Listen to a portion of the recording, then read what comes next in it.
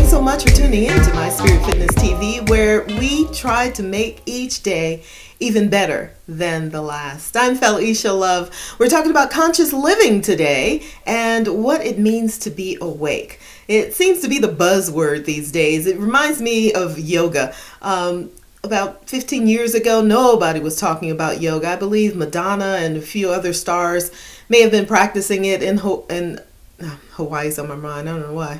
I need another vacation, I think. But in Hollywood. Okay. Ujjayi. Ujjayi. Okay, here we go. Go. I'm going as much as I can. Now you want to look up. Oh, yeah. Look down. Look down. And then jump back. Oh, my God. Oh, jump back. Jump back. All right. All right, now yeah. Oh, my God. Okay, now go to up dog. And, then it became mainstream over time. Cleveland Cavaliers care about the community. LeBron James recently showing local kids one unique way to get NBA fit. As part of the Cavs Fit as a Pro initiative, James led the group in a yoga clinic.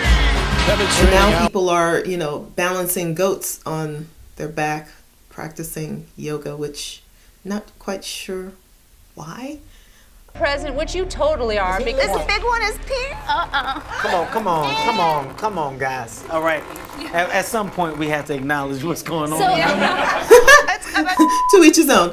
But anyway, so conscious living kind of reminds me of that. Now, all of a sudden, along with meditation too. 1 minute, 20 seconds, or 10 minutes, I at least stop in that space in my house every morning.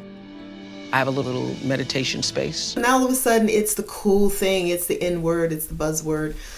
So I thought I'd take a few moments to talk about conscious living and what that means.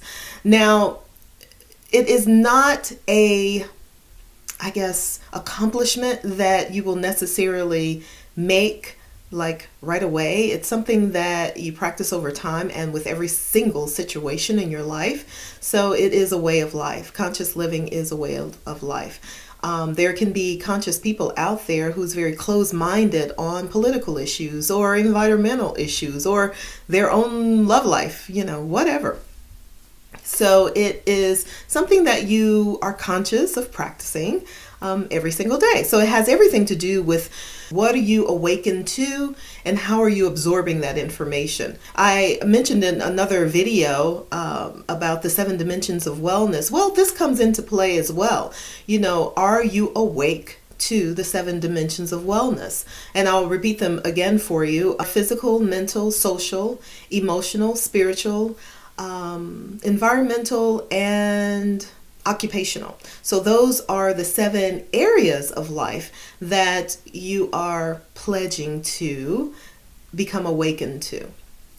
So not only doing the work in those areas, but consciously making an effort to make each day a better day or making each area improved. So these elements are, they're kind of hard to grasp sometimes because it's just like, trying to balance a scale. You may be really good in the occupational area and the intellectual area and kind of sucking in the emotional. If you'd like, check out my video on the 7 dimensions of wellness where I talk about self-mastery, and that'll kind of supplement this video as well. Now, becoming awake or practicing conscious living isn't necessarily easy because it will challenge you, especially in those areas where you feel like you have a codependency or addicted to being a victim in life.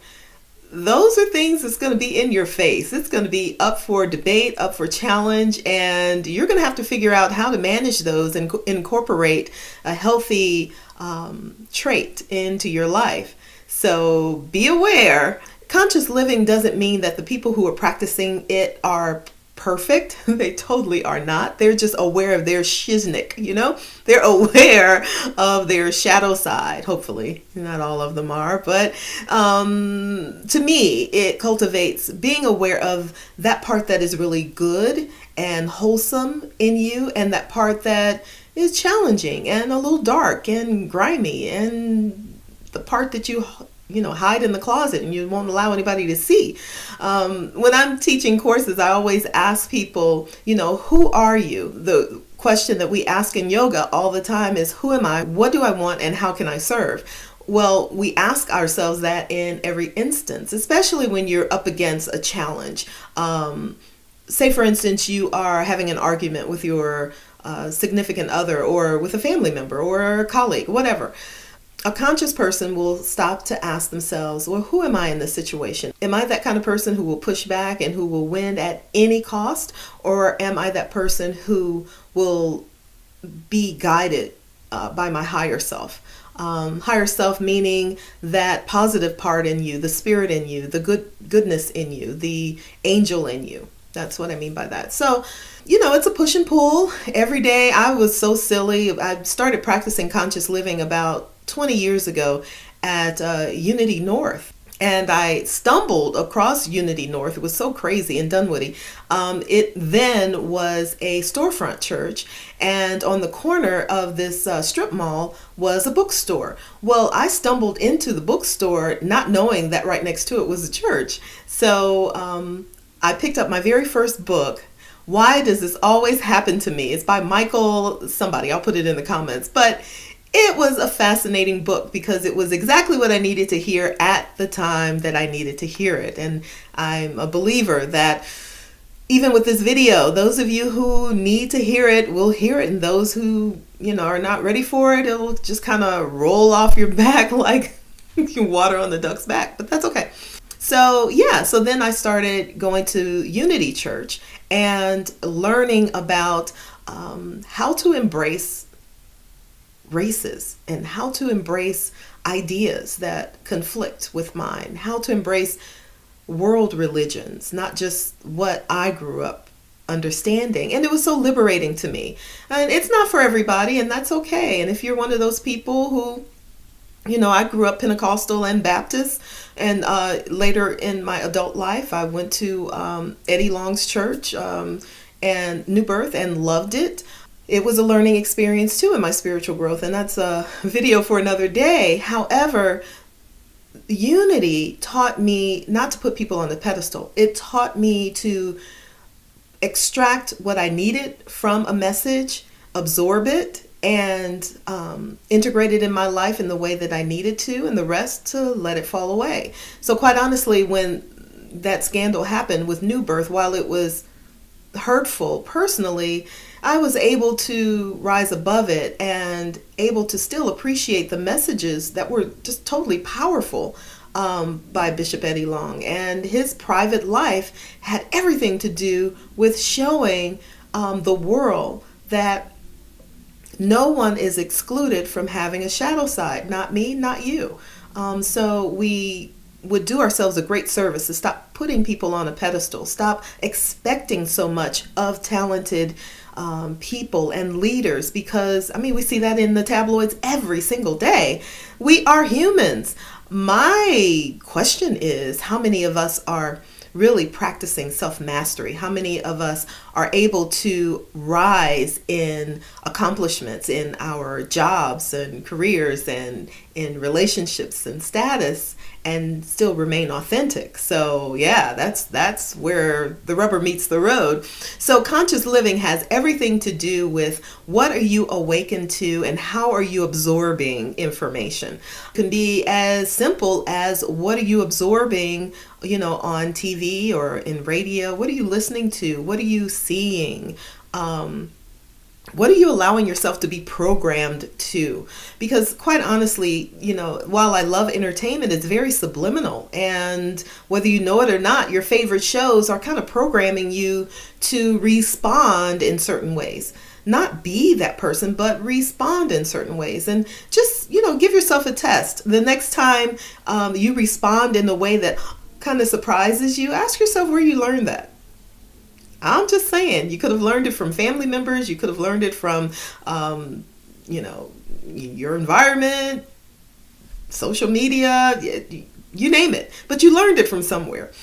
There was a woman that not too long ago, I think it was last Sunday, We were just kind of chatting it up at one of the retail stores. I was shopping in the mall, and I complimented her because her grandson was just so patient and sweet. And she said, yes, he is. He's a doll. She said, he told me once, he said, Grandma, I believe that you're going to have someone to replace Grandpa, and you're going to be very happy, and you're not going to be alone anymore. And she was in near tears even when she was telling me that story. She was a Caucasian woman, and she grabbed my arm and she said, you know, if adults would be as free in love as children, this world would be a better place.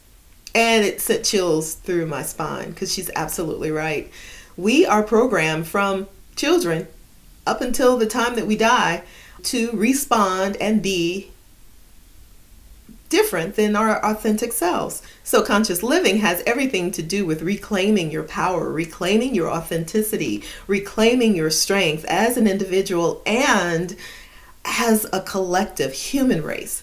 I'll do some more videos on it later, because I could be talking for hours and hours and hours about it. We'll talk about food as well. I'm a vegetarian now, not a vegan, but again, it's what you're aware of and what you want, in your environment. Another really quick tip is to watch the people that you're around. Watch the people who are taking your energy and not giving back. Watch their motives. Watch how they move, because those are the kind of people who can take a lot of your energy away and leave you depleted, leave you unsatisfied, leave you sad.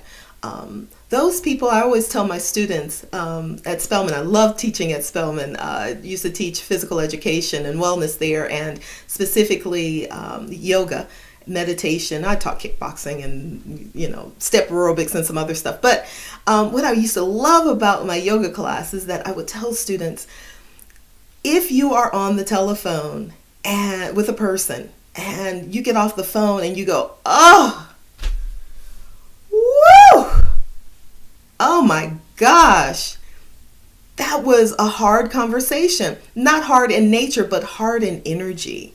Then notice how people are using your energy. You will immediately feel depleted. You will immediately feel uplifted. So just notice the difference. That, to me, is conscious living. That's a little shortcut cliff note on conscious living. I'm Felesha Love. You're watching My Spirit Fitness TV, where we aim to make every day better than the last. So we're all about self-mastery. If you like this video, make sure you click the subscribe button, smash it if that's what you're into, and I will see you next time. Until next time, be well.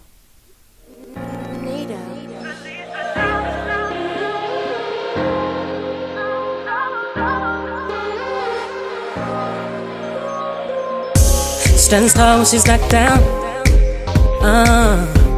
Living life with wisdom and power. She's the change on your airwaves. Tune in, she got something to say. Yeah. Felesha Love.